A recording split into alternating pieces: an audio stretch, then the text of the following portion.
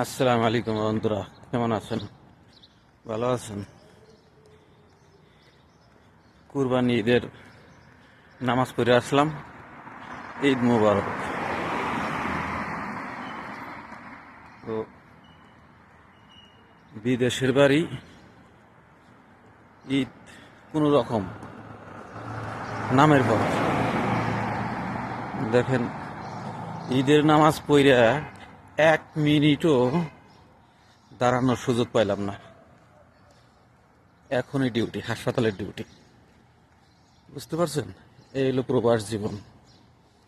ঈদ কারে কয়? হইল? না আছে মা, না আছে বাপ, না আছে সন্তান, পরিবার, কেউ নাই।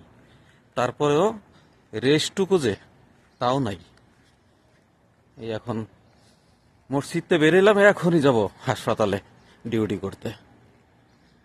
তো আল্লাহ যা কিছুই করে ভালোর জন্যই করে। পরিস্থিতি শিকার মাইনে নিতে হবে। সবাই ভালো থাকবেন। আল্লাহ হাফেজ। আসসালামু আলাইকুম রহমতুল্লাহ।